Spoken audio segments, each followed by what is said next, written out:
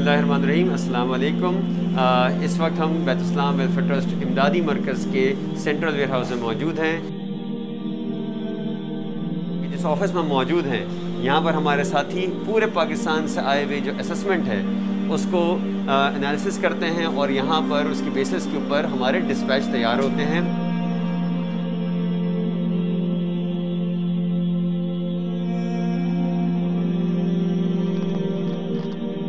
आप देख सकते हैं आटा, तेल, घी, चावल, दालें, हैम्पर्स तैयार होकर जा रहे हैं।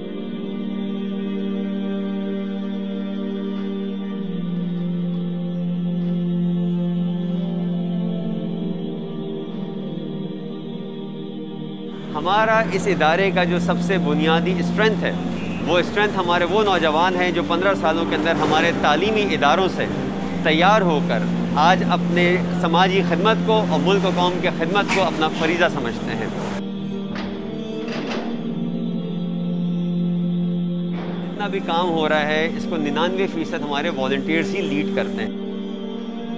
ये सारे इदारे के तालीमी निज़ाम का हिस्सा रहे हैं और आज माशाअल्लाह ये अपने खिदमत as a volunteer, as a कारकुन के तौर पर अंजाम दे रहे हैं।